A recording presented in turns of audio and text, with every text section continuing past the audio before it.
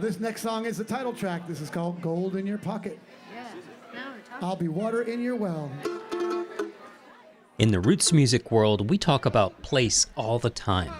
Unlike pop music or any music that's geared towards a national or international audience, roots music sounds like it still has the dust of its hometown caked on its boots.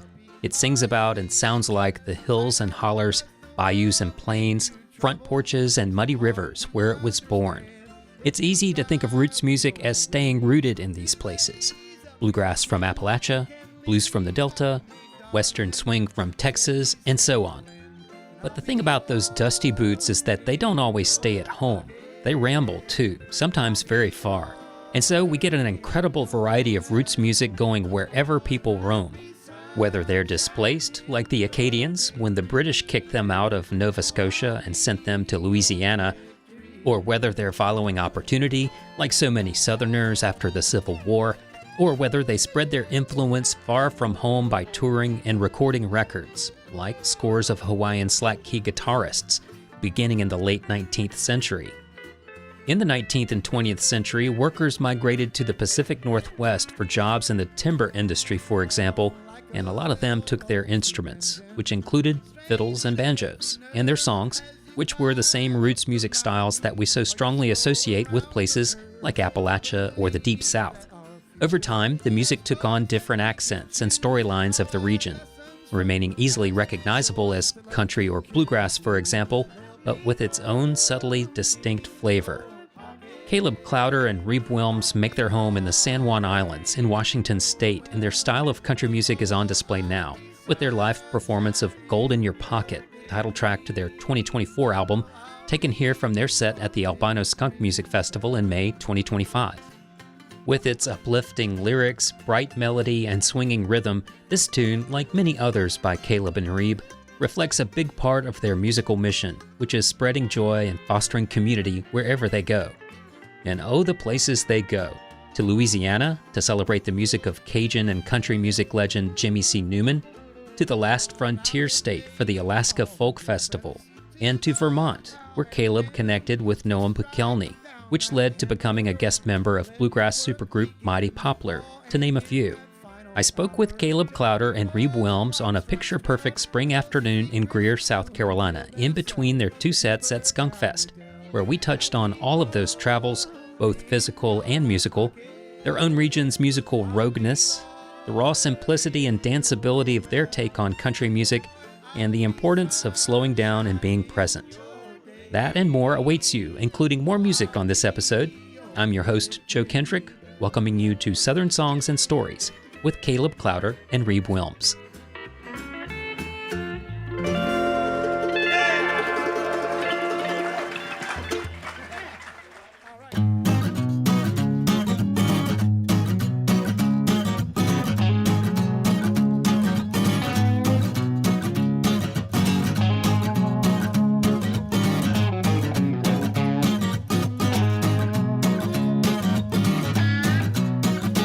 Southern Songs and Stories is a proud part of the lineup at both Public Radio WNCW and Osiris Media, the leading storyteller in music.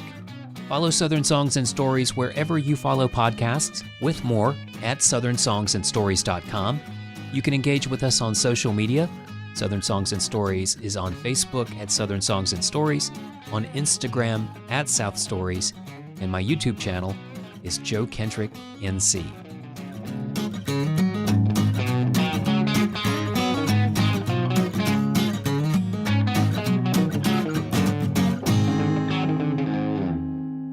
Thinking about place and its bearing on music, it has such an impact on especially roots music. I think it's very much place is at the heart of so much of this music, and you're here at ground zero for a lot of music that originated from within earshot of where we're sitting right now. Right. Appalachian music, right. A lot of country music, and this has taken off and gone worldwide, of course. So it's interesting to think about how the music that you're playing is, it could be just like, you could just be right at home having come from Brevard. Sure. but you're from Washington State. So I like to think about how some people might miss the fact that this music is universal. It may have started here, but it doesn't necessarily only live here. Yeah, we love that. We talk about that a lot because, the fiddle is a small instrument, and all the people that went out west when they migrated there, if they were miners or loggers or Jobs were out west, and people brought their fiddles and their banjos, and all that music went west with them and continued on out there. Yeah. My great uncles and great grandfather had banjos and fiddles and mandolins that they played on the ranch where they were farmers and ranchers. And I grew up hearing music that my dad played, my uncles played. Yeah, I mean, some of the really early music from this region actually went out that way early on, earlier than we kind of think it did. And, Hank Williams, Willie Nelson, those guys were out on the West Coast playing or living and working out there. And I know there's some really, important mountain music like the Roan Mountain Hilltoppers. Part of that family moved to Washington because of logging. And they spent time there really close to where I'm from, just on the mainland in Darrington. It's an amazing bluegrass festival. It feels like you're in West Virginia or North Carolina. So that stuff's been going there for a long time. Now I feel like, and this question's come up quite a bit about place in, like, I'd say the last 2 or 3 interviews we've had, which is really neat that it's come up so much. But I think that for us now, the West Coast has kind of been a melting pot, like the United States is a melting pot, but we really are out there. A lot of different people have come into the West Coast over the years. And I feel like we feel excluded, or we feel removed in a sense. Those Rocky Mountains are important. They're big. And there's an element of like, we're not like, I think we're seen, but there's an element where you kind of feel like you're not seen sometimes because you're from the Northwest. And I think that only gives us a little bit of like rogue-ness. And I feel like there is also a separation. I mean, the internet's changed everything, but there's a little bit of like, we just do it like this. We're just kind of, it's like a little tiny twist on something. You can't quite put your finger on, but we don't really follow that rule. And I think that is our place. We have a little bit of rogueness to it, Yeah. You pointed out something that I was talking around, which is that the place, the having place be at the heart of so much of this music, kind of like points people towards the region where it originated, and you being on the other side of the country can kind of have to go against the grain a little bit, or actually, you have to say, yeah, we're here too, right? You have to say like, this is not just yours over there, we're here too. But the whole nature of it is that you're singing about places. You've got an aesthetic that is totally very much here, but of course it works where you are. Yeah, and it might just be a tiny bit unique. Yeah. I remember one time a while ago, I won't say the name, but someone referenced our country band playing, and they're like, yeah, you don't have enough Texas two-step in your music. And I just kind of looked at them and I was like, we're playing music that's probably from Texas or is relative to Texas, but we're not from Texas. We don't need to do we don't need to do that just because you think we should, because we're playing something that's, just let us play how we're playing. I kind of right away, I was just like, I kind of got my hair bristled up a little bit. Like, we don't do it just because we have to do something from Texas. So that's exactly an example of like, well, we don't necessarily just do that. We might, but we don't have to. 1, 2, 3, 4. Well, if you're looking for a little of my love now, baby, won't you let my sweetheart come in? I've got some loving like you've never seen. Please let the show begin. It ain't bright lights, big city, gold or diamonds. Those are all tainted with sin. But you can have it all if you just take a chance. But you gotta roll the dice to win. Hell, boxcar, snake eyes. When you gonna realize what's in store for you? I'm gonna theorize if you see a blue skies, honey, for the days through. Well, it's a romance, long walks, wait nights, sweet talks. That's where we'll begin. You can have it all if you just take a chance, but you gotta roll the dice to win.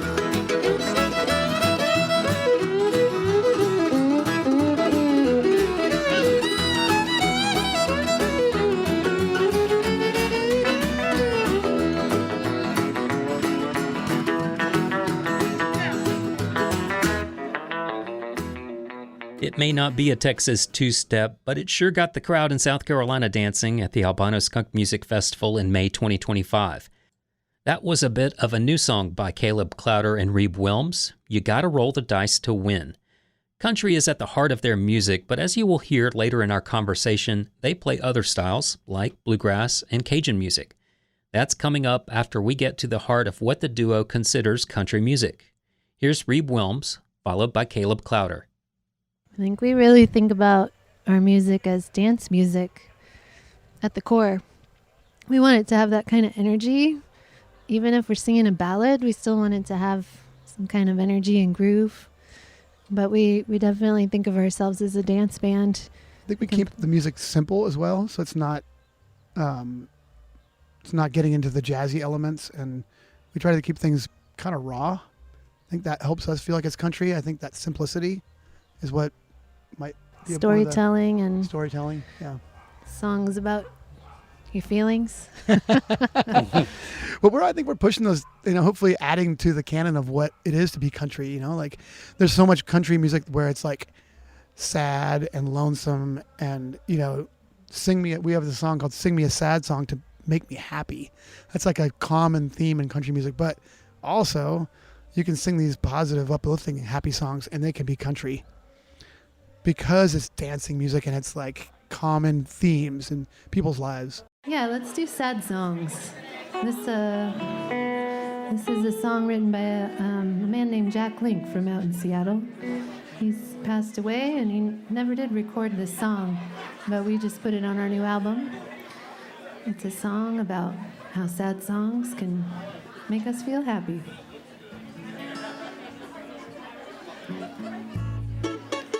Ready? You want to kick it off? Oh, we got to kick it off as like a band, huh? This is magical. I like this a lot. Woo! I'm like in the bubble tunnel. I'm not. You want more? I'm not even high. 1, 2, 3.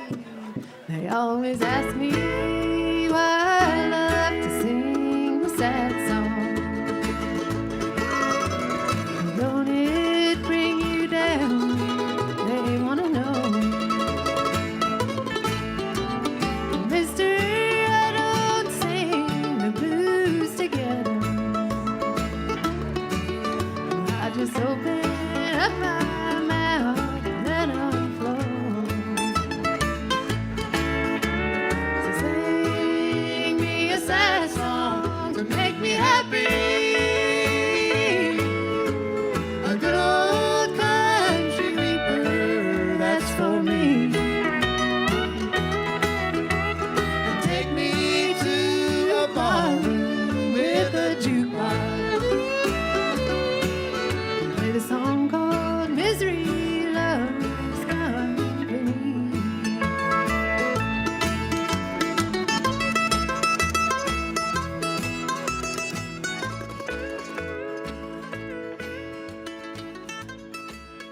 Thinking about another one of your records, which is not the usual, perhaps, Farewell Alligator Man. And I love the tie-in to Louisiana because, that's its own, like, we could just talk for a day about and not even, really get into it because it's so rich. Tell us about that record and that's sort of what that style of music does for you. Yeah, that's awesome. I feel like has been so much connection and mingling through the decades with Cajun music and country music, and they're really connected in a lot of ways. The communities are connected and the music's connected, and I guess The dancing elements, inspiration and all that, yeah. Yeah. We've been inspired by a lot of Cajun music through the years, and even country musicians that came out of Cajun territory, and we started listening to the music of Jimmy C Newman years ago and just really fell in love with his simple, kind of straight ahead songwriting, beautiful melodies, and we started to learn and sing some of his songs. And our buddy Joel Savoy, around that time he was getting into Jimmy C also, and Kelly Jones, our friend, they were singing some of his songs and we were too, and we connected over it, and we just thought, we should make we should make an album sometime, and tribute album to his music. And it took a few years before it actually happened. And then we also, Joel put on a show down in Louisiana, and he invited Jimmy C Newman to come play on the show. And he called us to see if we could come. And we thought, it was pretty short notice, but we thought, we got to go. We got to go meet Jimmy C if we can, you know? He was getting old at that point. He had pretty much retired. Yeah. Joel pulled him out of retirement to come play on these shows. So there was a house band, and we all took turns playing during the show, singing different songs, and it was just beautiful to meet him. He was such a star. He wore his rhinestone coated nudie suits, and he just really was such a charismatic performer. There's a little bit of a bittersweet backstory too, where Jimmy C was on the Grand Ole Opry. He was very famous in that sense, and he was on it forever. But prior to that, when he was starting out in Louisiana, he was writing these really simple country songs in English, like Hank Williams or like early George Jones, and toured around in Louisiana hayride with George Jones. He wrote songs with George Jones, and he got himself all the way to the Opry, which is great. And then someone told him, like, "Hey, you're kind of done. Like those old songs are like old. The Opry's moving on, and like, thanks, but see ya." And he sort of like was like, hey, saved his job by saying, "Hey, can I stay on the Opry? I'll be the Cajun guy. I'll be Jimmy C Newman, Jimmy Cajun Newman." And he switched from like this old school country vibe that was old, quote unquote, to Cajun guy. And he was the only one, so he kept his job, but he started playing more Cajun music and singing in French. And he was told that these old songs were kind of like done. So when we met him, here we are in love with this old kind of obscure stuff. And we're singing these songs, and he's just like blowing his mind. Like, here's these young people from the West Coast singing his songs. Like, what? And, and we sang them for him, and we got this cool nod. Like, he was really overjoyed. And he told us a story about how they sort of shut him down, and these songs were no good anymore. And we were like saying, these are the most beautiful songs I've ever heard. And he told us some stories about some of the ones he had written, and he'd even forgotten singing them. He just kind of blocked them out. So it was really neat to kind of see him light up when we sang them, and see us supporting him singing those.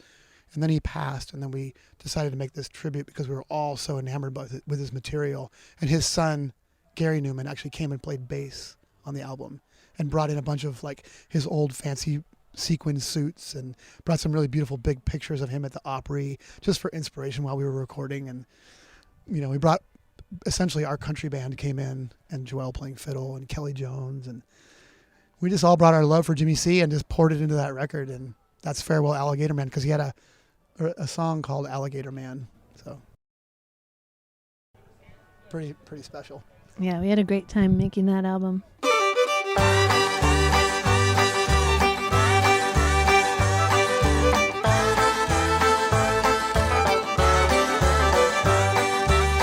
Mosquitoes buzzing round my head, Spanish balls for my bed. I seldom see dry land, I'm an alligator man. I hunt the gator all night long, sell his hide and then I'm gone. You see the bells from Bayou Shan, they love this alligator man.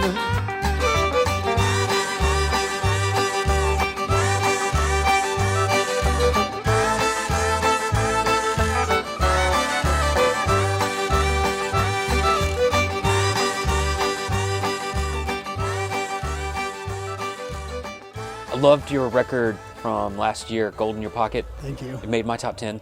Thank you. I was really fell in love with that record, and I know you've been playing some new music today.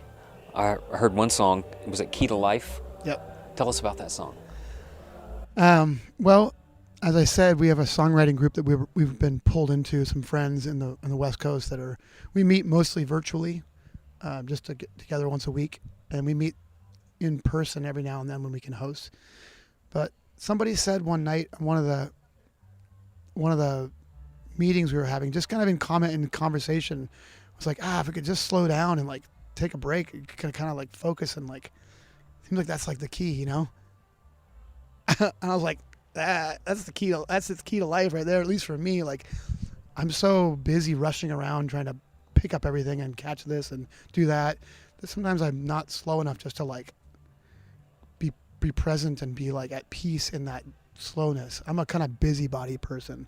So that song was me kind of talking to myself, hey, slow down and just don't like life is cruel to those who squander.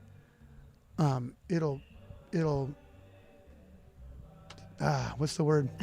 But it's just You wrote basically it, like Caleb. squander. Like it's easy to like have too many ideas going on and you can't do any of them. And so you're kind of like squandering away your time. You're not focusing and you're not being still and just kind of putting your energy into this one thing and being productive. So it was a little bit of a self-conversation about that.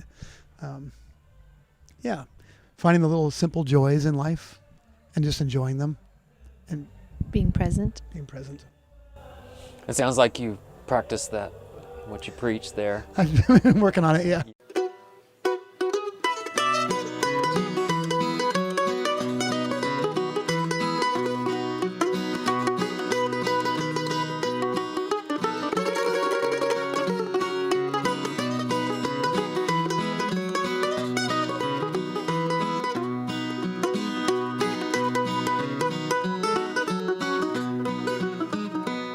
Do you take time to catch your breath? Do you take time to ponder death? Oh, these precious little moments can fill your soul. Do you take time to count the stars, to put pretty flowers into little jars? Yes, these precious little moments can fill your soul. Life is cruel to those who squander. It'll bury you in dreams you can't fulfill. Years roll by and it makes me wonder, could I ever find the key to life if I just sit still?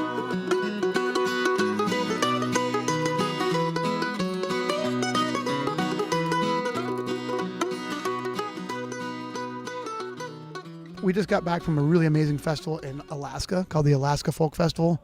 And there's a community up there that's really powerful and it draws people in from far away. And we spent about 4 days there. And I think we both left as high as a kite just on the musical camaraderie and the musical like celebration and the dancing and the singing. And like the community just pulls together around everybody who's playing there. You can feel it. And as a performer, you get like full on love. And as a participant watching your friends, you get to just dump it all into them. And everybody just swirls into like a flame. It's amazing. You know, it's you leave there and numerous friends, we talked about it together after the fact, like weeks later, like, are you still flying? Like, yeah, I'm still flying. So that's where we get really, that's where the box is like A+, you know, that kind of thing. So trying to take that and spread that around more, you know, that little bit that we know can exist other places. Let's take that everywhere. Let's take that to more people. Let's try and share that. I've been singing a couple songs like, you know, this one I wrote called Surrounded by Love. It's just an a cappella thing that is talking about that.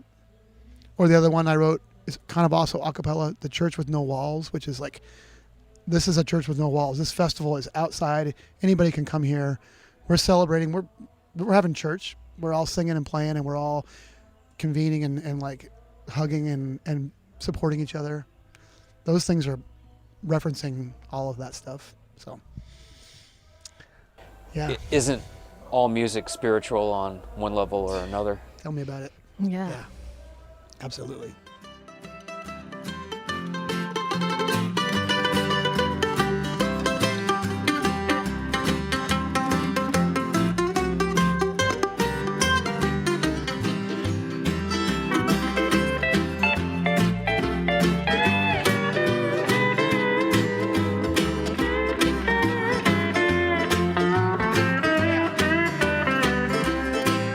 Well, music is gold, it makes your heart ring, it fills you up when you shout and sing. So don't be slow when the feeling calls. Let's come to the church with no walls. We're building a church with no walls, so we can gather one and all.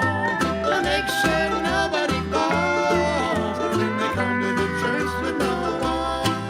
Ba-ba-dum, ba-ba-dum, ba-dum, ba-ba-dum. Ba-ba-dum-bum-ba-dum-ba-dum. Ba-ba-dum-bum-ba-dum. One more time, yeah. Ba-ba-ba-dum-bum-ba-dum-ba-dum. Ba-ba-dum-bum-ba-dum. Ba-ba-dum-bum. Ba-ba-dum-bum-ba-dum-bum. Go on, Shad. Ba-ba-dum-bum-ba-dum.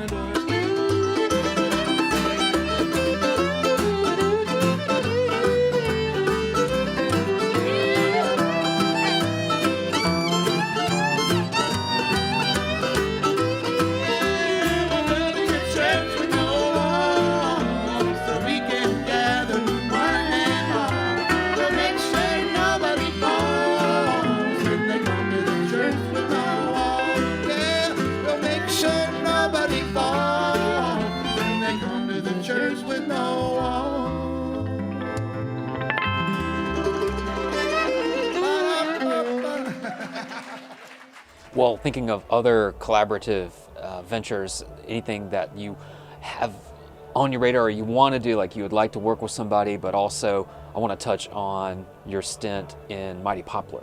Right. Let's talk about the other associations that you either have done, like Mighty Poplar, or want to do in the future. Yeah. So that Mighty Poplar thing came up. We were playing at the Green Mountain Festival in Vermont. Which is a great festival. Noam Pikelny is there often. He lives nearby there and good friends. And so is Mighty Poplar. Well, Watchtower plays there quite a bit. And the promoter is a big fan of Reeb and myself and some stuff I had done a long, long time ago. She wanted me to sing some of these old songs of mine that I don't really perform anymore. Long story behind that. But she's been asking me to perform these songs. They don't feel like they quite fit into the band we have now. I've sort of moved on. So she's been asking and asking. I finally obliged, and I needed to kind of pull a band together that I thought could do it. So I asked Noam Pikelny. Reeb and I did a little tour where the duo opened up for Mighty Poplar. And in that tour, I just chatting with Noam, like, what are you thinking about when you're playing those banjo licks backstage? He's warming up, and he's like, just telly licks, Huh? like Telecaster. And I'm like, you play telly, you know? And so we started chatting about it. He's like, I'd love to play in your country band sometime. That got me spinning my wheels. And so I brought Noam in to play on this obscure old stuff of mine. Christian Settlemeyer played fiddle. Andrew Marlin played mandolin, playing these songs of mine. And we pulled this set together for Green Mountain. And then, Andrew Marlin and Emily were having a baby, and these Mighty Poplar gigs were coming up, and we're all buddies. And he just leans over one day. He goes, will you come sit in and fill in for 2 gigs with us? My first thought was, no way. Like, I don't want to play all that crazy music. Like that's way above my head, And I just realized I took a walk away from that, and I said, what am I thinking? So it took me about 2 hours to come around and say, yeah, heck yeah, I'll play with you. And it was fabulous. They let me sing a bunch of my songs, which was really inspiring and uplifting to bring my stuff into their fold. And then we've been collaborating with Noam a little bit. We were up in the New England in March. He came and played with us. That's the story behind that, right? Playing with Mighty Poplar, just those 2 shows was really impressive and amazing for me. Coming up on the horizon, I have some stuff I want to do. We've been writing new songs. We have new songs coming up. We're not even quite sure how to produce those yet. That's still developing. I've got some mandolin tunes I've written, a handful of them. I want to make an album, probably an instrumental album of my own original mandolin tunes. So just kind of like brainstorming who to pull in for that. There's so many amazing players. How do you pick? So it's just like finding the right people that you just totally just drop into the connection with just right. So I don't know how to do that yet. I'm waiting for that magic moment to happen. And you just got to know when it happens. And gosh, I don't know. The horizon sometimes seems blurry. I have to be honest. A lot You of don't really times know. we're so busy, it's hard to look up, actually. But we have new songs we're writing, and they'll be recorded very soon. I think we're maybe waiting for a few more to arise so we can make a new album. But we might just do singles too. I know people have been doing quite a bit of that, like just recording 1 or 2. I learned the industry term for releasing singles. It's the waterfall. Mm-hmm. Maybe we should do the waterfall. maybe we should. All right. Well, here's to a waterfall. I love a big swan dive off a waterfall.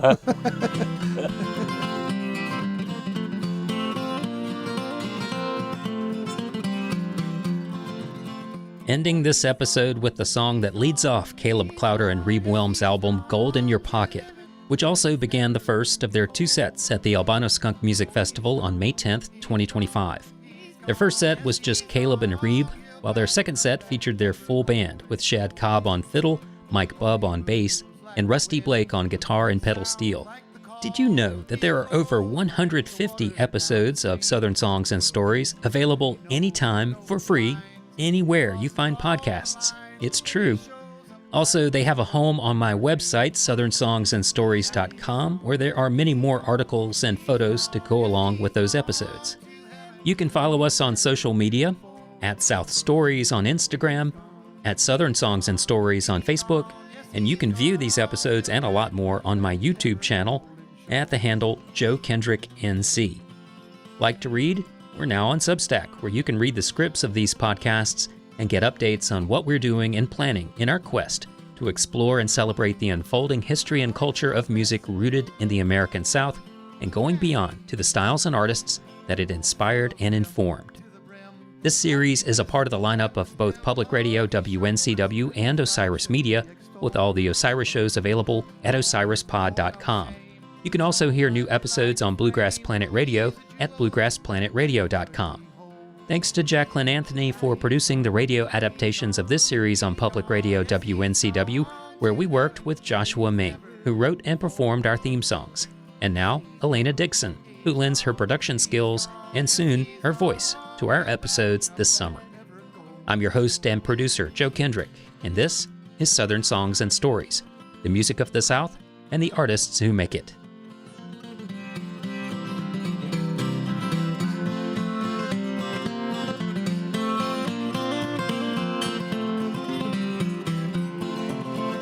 Black or white, wrong or right, he was strong, he could fight. I hope the angels were always keeping score. He never broke his stride, doing everything with pride. He's a legend that needed no folklore. Now he's gone, he's gone, he's gone, yes he's gone to heaven where he's never been before. He's gone, he's gone, he's gone, yes he's gone. He'll brighten up that ever golden shore. Yes he's gone, he's gone, he's gone, yes he's gone. He'll brighten up that ever golden shore.